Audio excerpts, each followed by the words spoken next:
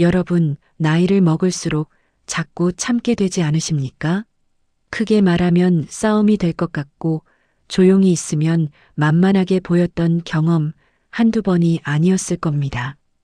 여러분이 먼저 양보하고 배려했는데도 고마움 대신 당연하게 받아들이는 모습에 마음이 서늘해진 적 있으시죠?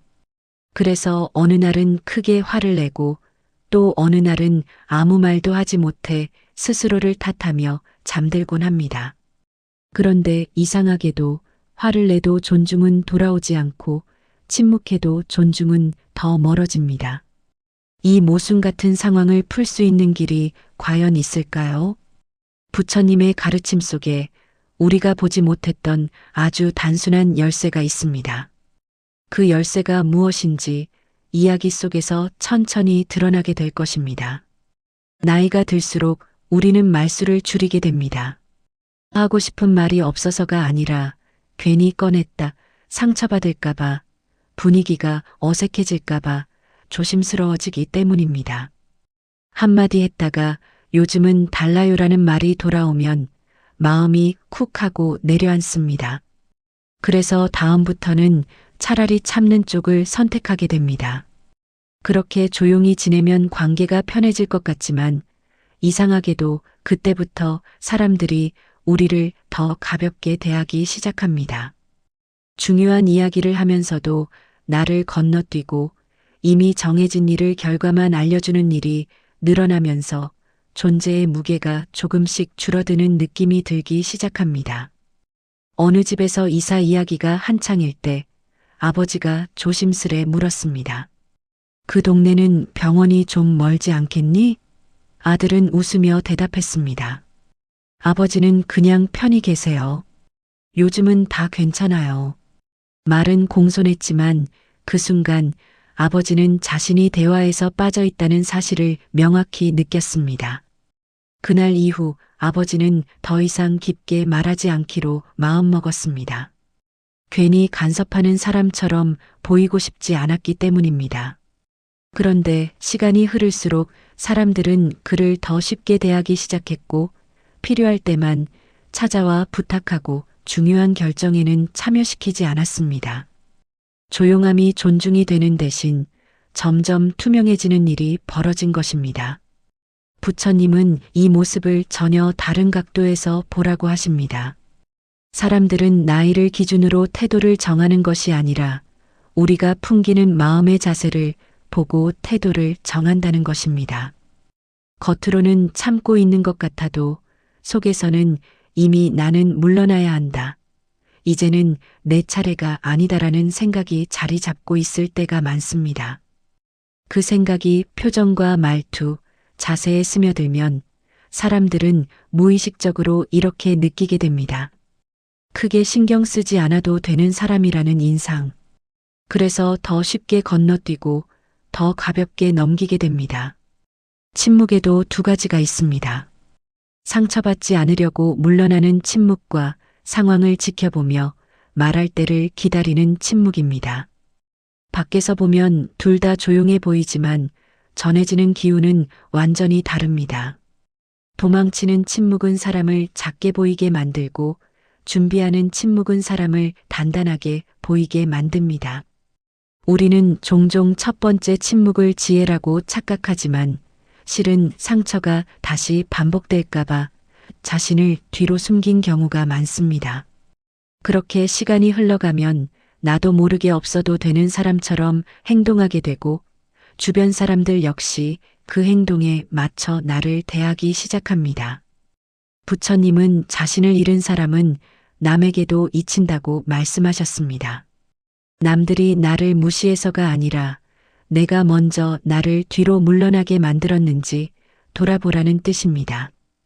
존중은 바깥에서 주어지는 것이 아니라 내가 나를 어떤 존재로 여기느냐에서 시작됩니다. 이것이 바로 문제의 핵심입니다. 스스로를 하찮게 여기면 말투가 약해지고 침묵이 체념처럼 보이며 존재 자체가 점점 흐릿해집니다. 반대로 나는 여전히 소중한 한 사람이라는 사실을 조용히 인정하는 순간 자세가 달라지고 눈빛이 바뀌고 말하지 않아도 풍기는 기운이 달라집니다. 사람들은 그 기운을 보고 태도를 정합니다. 흔들리지 않는 중심이 보이는 사람에게는 설령 말이 많지 않다 해도 함부로 대하지 못합니다. 나이를 먹었다는 이유만으로 만만해지는 것이 아닙니다. 스스로를 뒤로 미루는 습관이 쌓여 어느 순간 나도 모르게 자리를 내주고 있었던 것입니다. 존중받는 삶의 출발은 거창하지 않습니다. 목소리를 높이는 것도 억지를 부리는 것도 아닙니다. 내 마음을 똑바로 바라보고 필요할 때는 차분히 말하며 불필요할 때는 온전히 물러날 수 있는 힘. 그 힘이 있을 때 비로소 사람들은 우리를 무겁게 바라보게 됩니다. 그리고 그 무게가 만만하게 보이지 않는 삶을 만들어줍니다. 부모라는 마음에는 늘 한 가지 습관이 따라붙습니다. 내가 조금 더 참고, 내가 조금 더 도와주고, 내가 대신 책임지면 아이들이 덜 힘들 거라는 생각. 그래서 나이를 먹고 몸은 약해졌는데도 마음은 여전히 예전처럼 해줘야 한다는 자리를 놓지 못합니다. 자식이 걱정된다는 이유로 하나하나 챙겨주고 선택까지 대신해주며 혹시라도 힘들어질까봐 미리 막아주려 합니다. 그게 사랑이라고 믿어왔기 때문입니다. 그런데 이상하게도 그 사랑이 깊어질수록 대화는 줄어들고 마음의 거리는 오히려 더 멀어집니다. 한 어머니가 있었습니다. 아들이 회사에서 힘들어한다는 이야기를 털어놓자 어머니는 바로 이렇게 말했습니다. 그 회사 그만두는 게 낫겠다. 내가 아는 사람에게 알아봐 줄게. 어머니는 아들을 위한다는 마음뿐이었지만 아들은 잠시 침묵하더니 고개를 돌렸습니다. 엄마, 그냥 듣기만 하면 안 돼? 내가 알아서 할게. 그날 밤 어머니는 서운한 마음을 안고 뒤척였습니다. 나는 도와주려고 했을 뿐인데 왜 자식은 이렇게 차갑게 굴까? 그러나 아들의 입장에선 다른 감정이 있었습니다. 스스로 선택해보고 싶은데 늘 누군가가 대신 정해버리는 느낌. 그래서 고마움보다 답답함이 먼저 올라온 것이었습니다. 부처님은 사랑에도 집착이 섞이면 괴로움이 생긴다고 하셨습니다. 이렇게 해줘야 한다는 생각이 굳어지면 상대를 있는 그대로 보지 못하게 됩니다. 지금 이 아이가 어떤 선택을 하려는지 무엇을 배우는 중인지 보지 못한 채 내가 정해둔 안전한 길로만 몰아가려 하게 됩니다. 겉으로는 보호지만 마음 깊은 곳에서는 두려움이 움직이고 있는 것입니다. 혹시 실패할까봐, 혹시 다칠까봐, 혹시 내 곁을 떠나 멀어질까봐. 그 두려움이 점점 간섭으로 바뀝니다. 문제는 여기서 시작됩니다. 간섭은 사랑처럼 보이지만 상대에게는 믿지 못한다는 신호로 전해집니다. 그래서 자식은 조금씩 거리를 둡니다. 중요한 이야기를 숨기고 결정이 끝난 뒤에야 말하게 됩니다. 부모는 점점 소외감을 느끼고 소외감은 다시 잔소리와 통제로 돌아옵니다. 이렇게 사랑과 오해가 엇갈리며 관계는 서서히 경직됩니다. 서로를 위한다는 마음으로 시작했지만 결론은 둘 다 외로워지는 방향으로 흘러가 버리는 것입니다. 부처님은 말합니다. 도와줄 수 있어도 먼저 묻고 도와라. 이 말 속에는 깊은 지혜가 담겨 있습니다. 상대의 자리를 인정하라는 뜻입니다. 내가 먼저 나서서 대신 해주는 것이 아니라 그 사람이 스스로 걸어갈 수 있도록 옆에서 등만 살짝 지켜보는 태도. 필요할 때 물으면 도와주되 묻지 않으면 믿고 기다려주는 여유. 이것이 진짜 어른의 사랑이라 하셨습니다. 사람들은 자신을 존중해주는 사람에게 마음을 엽니다. 내가 결정해도 괜찮다. 나는 내 편이다. 이 메시지가 전해질 때 비로소 자식은 부모를 피하지 않습니다. 오히려 중요한 순간마다 먼저 찾아와 이야기를 나눕니다. 부모를 부담이 아닌 의논할 수 있는 존재로 다시 보게 되는 것입니다. 사랑을 멈추라는 말이 아닙니다. 사랑의 방식이 바뀌어야 한다는 것입니다. 대신해주는 사랑에서 믿어주는 사랑으로, 통제하려는 마음에서 지켜보는 마음으로, 그것이 관계를 무겁게 만들고 다시 존중이 돌아오게 하는 길입니다. 한 발 물러났지만 마음은 더 깊어지고 말은 줄었지만 존재의 무게는 오히려 커집니다. 이렇게 사랑의 방향이 바뀌면 우리는 더 이상 만만한 사람이 아닙니다. 무엇이든 대신해주려 달려드는 사람이 아니라 필요한 순간에 조용히 곁을 내주는 사람. 그 자리는 늙었다고 해서 저절로 주어지는 자리가 아니라 오래된 습관을 내려놓는 용기에서 만들어지는 자리입니다. 그리고 그 자리에서 비로소 서로를 향한 마음이 조용히 숨을 고르게 됩니다. 우리는 평생을 통해 무수한 경험을 쌓아왔습니다. 일을 하고 가정을 꾸리고 수많은 어려움을 버텨내며 여기까지 왔습니다.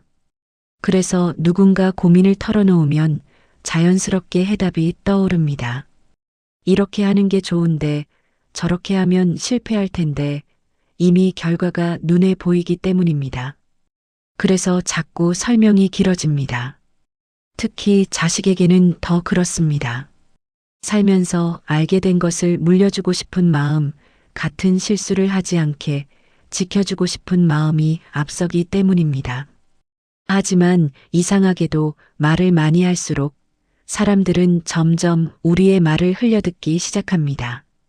심지어는 대답조차 가볍게 하며 대화를 끝내버리기도 합니다. 어떤 아버지는 아들이 차를 산다고 하자 자신의 경험을 세세히 이야기해 주었습니다. 어느 회사 차가 유지비가 적게 들고 어떤 모델이 고장이 잦고 보험은 어떻게 들어야 하는지까지. 처음에는 아들도 고개를 끄덕이며 들었지만 잠시 후 휴대폰을 만지작거리며 대화를 끊었습니다. 알았어요. 알아서 할게요. 그 말 한마디가 아버지의 가슴에 남았습니다. 분명히 도와주려 한 말이었는데 왜 이렇게 쉽게 밀려났을까? 부처님은 말의 길이를 보지 말고 말의 자리를 보라고 하셨습니다. 아무리 옳은 말이라도 때와 마음이 맞지 않으면 칼날처럼 상대를 베게 된다고 말입니다. 우리가 좋은 의도로 길게 이야기할수록 듣는 사람은 점점 이렇게 느낍니다. 지금 내 이야기를 들어주려는 것이 아니라 자신이 옳다는 것을 증명하려는구나. 그래서 대화에서 벗어나고 싶어집니다. 결국 말이 길어질수록 우리의 존재도 함께 가벼워지는 역설이 일어납니다. 중요한 순간일수록 필요한 것은 말의 양이 아니라 말의 방향입니다. 나는 이렇게 생각한다로 끝나는 말과 너는 어떻게 생각하니? 로 이어지는 말은 전혀 다른 결과를 가져옵니다. 전자는 문을 닫고 후자는 문을 엽니다. 한 어머니는 이전까지 늘 가르치듯 말했지만 어느 날부터 질문을 먼저 던지기 시작했습니다. 내가 보기엔 어떤 선택이 맞을 것 같니? 그러자 놀랍게도 자식이 길게 이야기하기 시작했고 조심스럽게 조언을 구했습니다. 어머니는 예전보다 말을 훨씬 적게 했지만 대화는 오히려 깊어졌습니다. 부처님은 말은 줄이고 마음을 깊게 하라고 하셨습니다. 말이 적다는 것은 무심하다는 뜻이 아니라 필요 없는 말로 관계를 흐리지 않겠다는 선택입니다. 말이 무거운 사람은 하지 않아도 될 말은 그냥 흘려보냅니다. 대신 꼭 필요한 순간에 차분하게 한마디를 던집니다. 사람들은 그 말을 가볍게 넘기지 않습니다. 그동안 보여준 침묵과 태도가 그 한마디에 힘을 실어주기 때문입니다. 이렇게 말의 무게가 바뀌면 존중도 자연스럽게 돌아옵니다. 조용하되 존재감이 없지 않고 말이 적대할 말이 없는 것이 아닙니다. 듣고 기다리고 필요한 때 정확히 말하는 사람. 그런 사람은 나이를 떠나 누구에게나 깊은 인상을 남깁니다. 그리고 그 인상은 결국 태도로 이어집니다. 함부로 할 수 없고 쉽게 넘길 수 없는 사람. 말이 줄었는데 오히려 무게가 생기는 이유가 여기에 있습니다. 존중받는 삶은 크게 말하는 데서 오지 않습니다. 스스로를 낮추지도 과시하지도 않는 조용한 중심에서 시작됩니다. 말이 잦아들수록 마음이 또렷해지고 그 또렷함이 상대에게 전달될 때 사람들은 비로소 우리 앞에서 속도를 늦춥니다. 그것이 늙어도 만만하게 보이지 않는 사람들의 공통된 모습입니다. 가끔 우리는 이렇게 생각합니다. 너무 얕잡아 보는 것 같을 때는 한 번쯤 크게 화를 내야 사람들이 다시는 함부로 하지 않겠지. 그래서 참다 터뜨린 적이 한 번쯤은 있을 것입니다. 목소리를 높이고 표정을 굳히고 단호하게 말하면 적어도 그 순간만큼은 이길 수 있을 것처럼 느껴집니다. 하지만 지나고 나면 이상한 허전함이 남습니다. 분위기는 더 나빠지고 서로의 거리는 더 멀어졌는데 정작 존중은 돌아오지 않습니다. 어느 모임 자리에서 한 노인이 있었습니다. 젊은 사람들이 이야기를 나누다 그를 지나치자 그는 갑자기 목소리를 높였습니다. 나를 뭘로 보는 거야? 내가 여기서 제일 나이 많은 사람이야. 주변은 조용해졌고 모두 형식적으로 사과했습니다. 겉으로는 그가 이긴 것처럼 보였습니다. 그러나 모임이 끝난 뒤 사람들은 이렇게 말했습니다. 괜히 건드리면 귀찮은 분이야. 그날 이후로 사람들은 더 조심스럽게 그를 피하기 시작했습니다. 화를 한번 크게 냈던 순간이 그를 존중받는 자리로 올려놓은 것이 아니라 오히려 외로운 자리로 밀어낸 셈이 되었습니다. 부처님은 분노를 불길에 비유하셨습니다. 불은 먼저 자신을 태우고 그 다음에 주변을 태웁니다.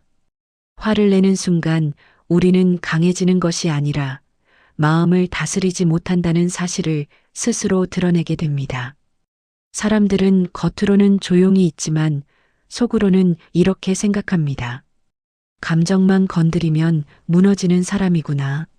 그래서 그 사람을 존중하기보다는 그냥 피하는 대상 혹은 달래야 할 대상으로 여기게 됩니다.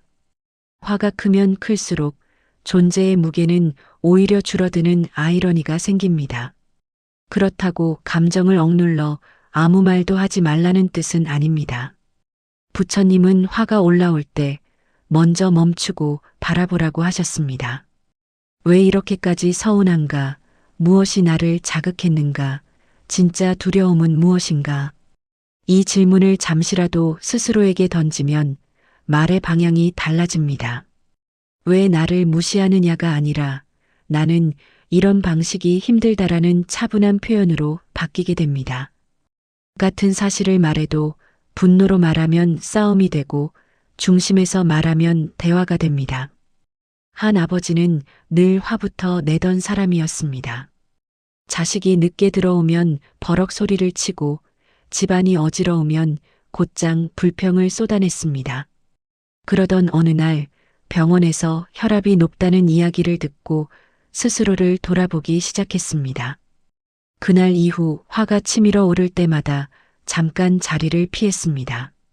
숨을 고르고 말 한마디를 천천히 고른 뒤에 다시 이야기를 시작했습니다.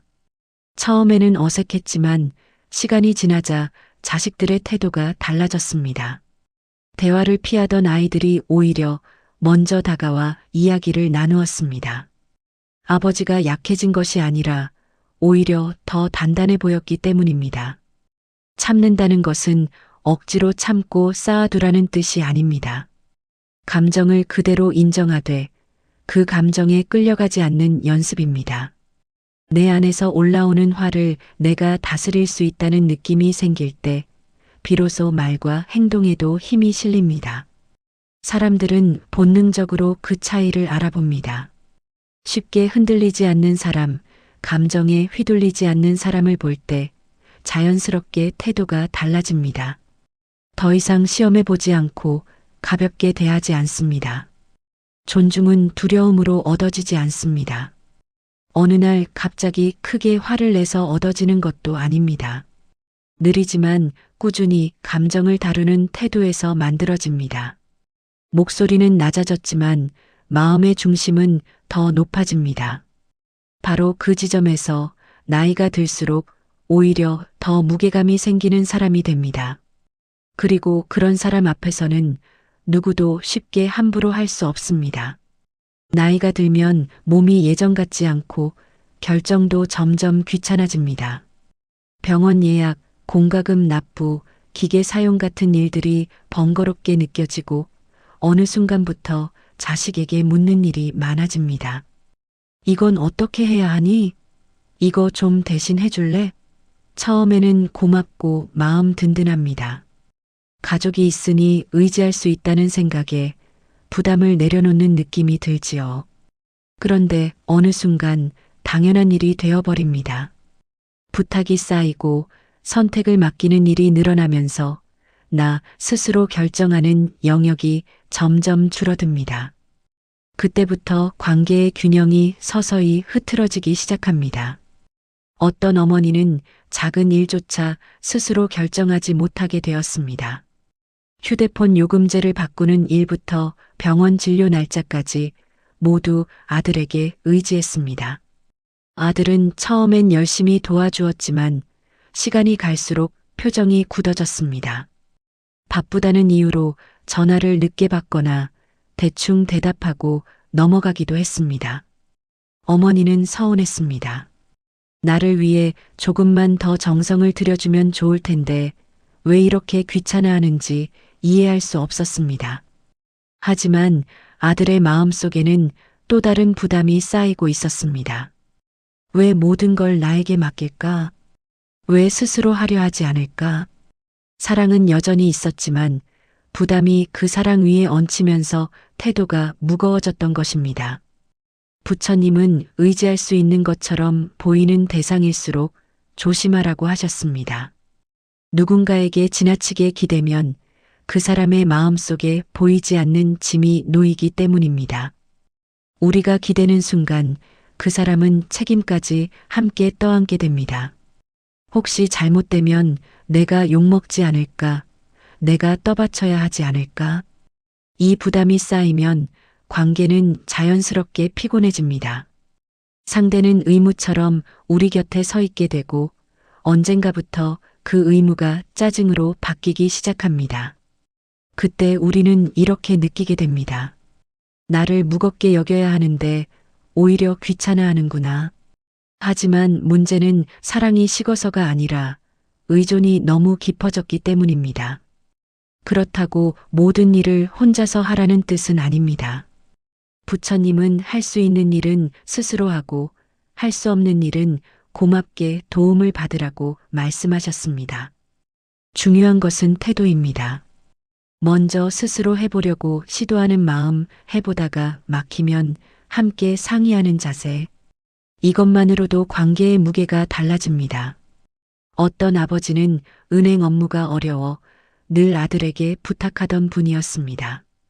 어느 날 직접 창구에 가서 직원에게 천천히 물어보며 처리했습니다. 시간이 오래 걸렸지만 그날 집에 돌아와 아들에게 이렇게 말했습니다. 오늘은 내가 해봤다. 혹시 틀렸으면 같이 보자.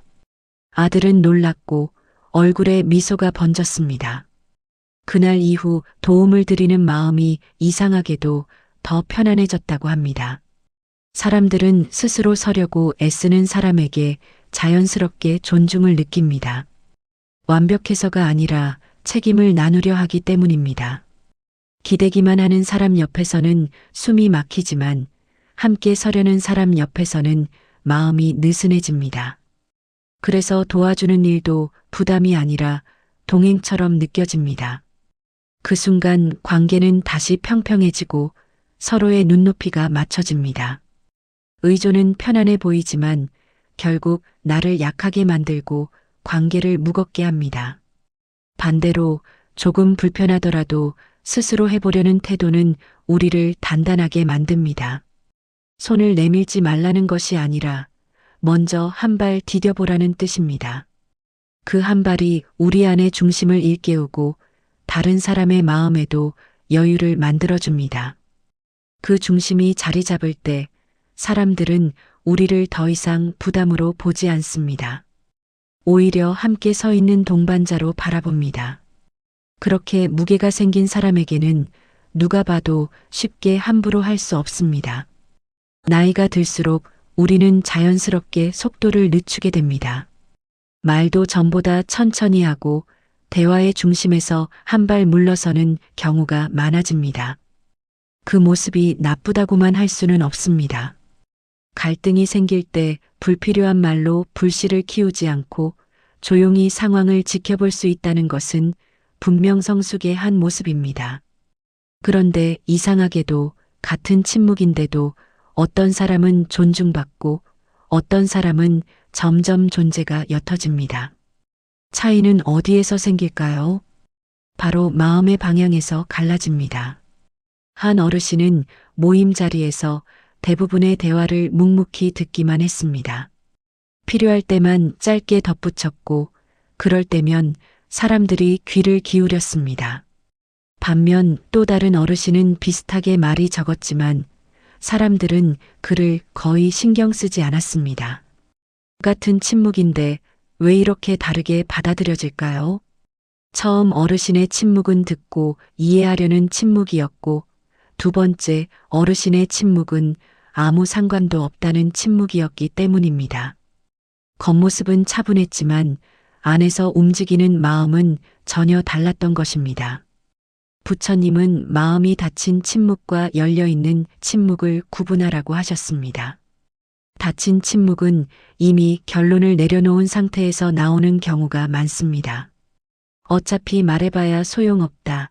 어차피 내 차례는 지났다. 이런 생각 속에서 만드는 조용함입니다. 이 침묵은 상대에게 무관심처럼 전해집니다. 그래서 사람들은 점점 존재를 가볍게 여기게 됩니다. 반대로 열려있는 침묵은 상황을 지켜보며 언제든 필요한 순간에 말할 준비가 되어 있는 태도에서 나옵니다. 비록 말을 하지 않아도 마음은 참여하고 있고 책임을 느끼고 있으며 공동의 일로 여기고 있습니다. 그래서 그 사람이 입을 열면 자연스럽게 의미가 생기게 됩니다. 어떤 마을 회의에서 이런 일이 있었습니다. 모두가 의견을 내느라 떠들썩했지만 한 노인은 계속 듣고만 있었습니다. 사람들이 결론을 내리지 못해 지쳐갈 무렵 그는 짧게 한마디를 했습니다. 이 길은 비가 오면 늘 막혔지요. 그 점을 생각해야 합니다. 모두의 표정이 바뀌었습니다. 그 한마디가 방향을 정해 주었기 때문입니다. 그의 말이 힘을 가진 이유는 평소 그의 침묵이 참여하는 침묵이었기 때문입니다.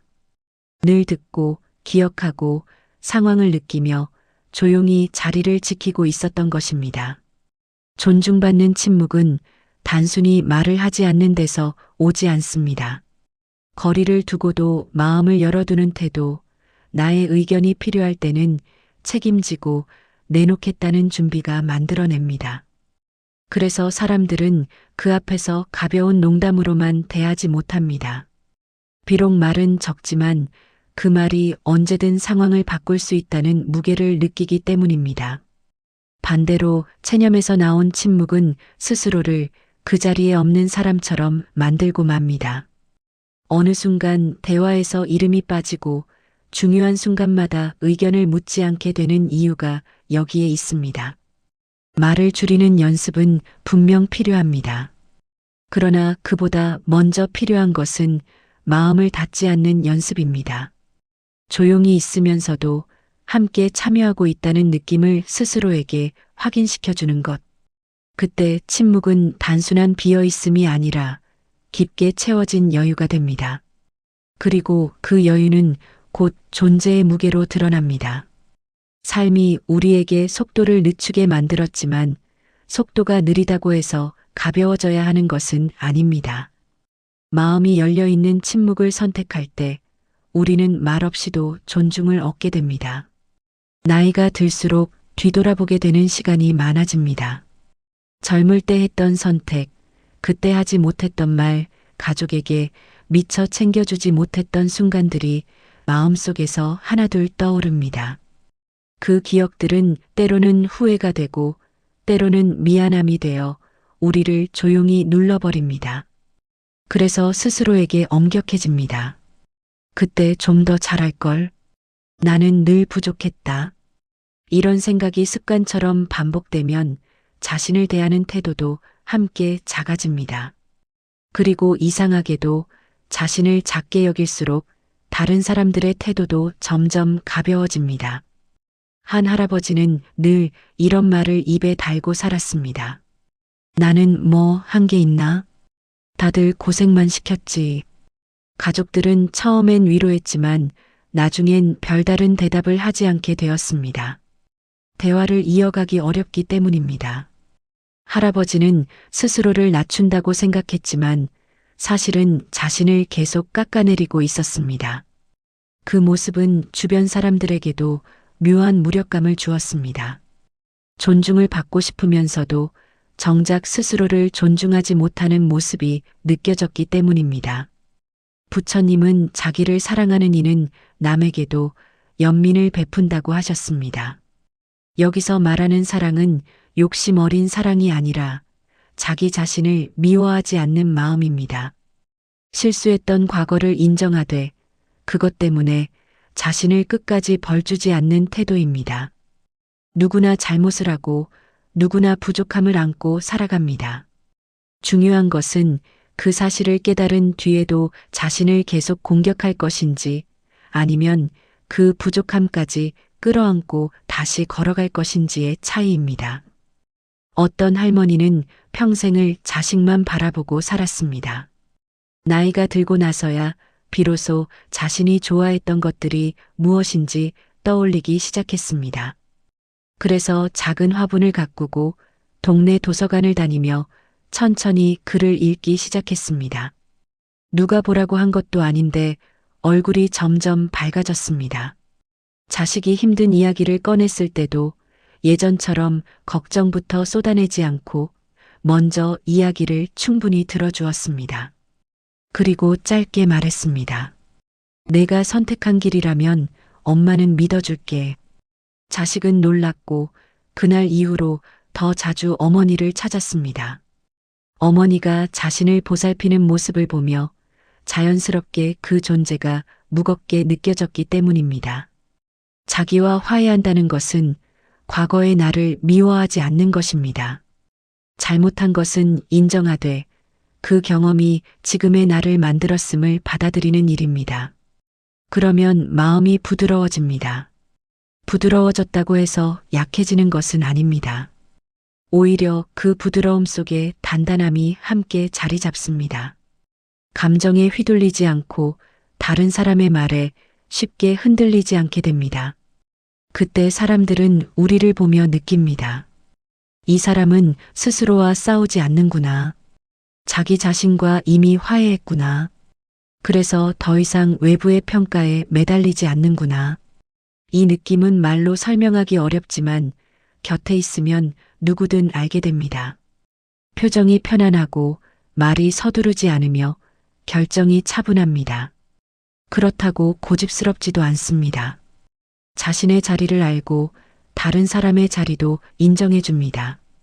이러한 사람을 향해 누군가 함부로 말하려고 해도 자연스럽게 속도가 줄어듭니다. 이유를 따지지 않아도 그 사람의 삶이 만들어낸 무게가 느껴지기 때문입니다. 만만하게 보이지 않는다는 것은 위에서 누르는 힘으로 얻는 것이 아닙니다. 나를 미워하던 마음을 내려놓고 지금의 나를 그대로 받아들이는 데서 시작됩니다.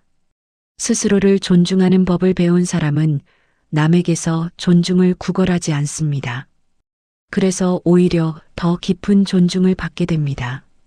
부처님이 말씀하신 것처럼 바깥 세상을 바꾸려 하기보다 먼저 내 안의 태도를 바꾸는 순간 세상이 나를 대하는 방식도 조금씩 달라집니다.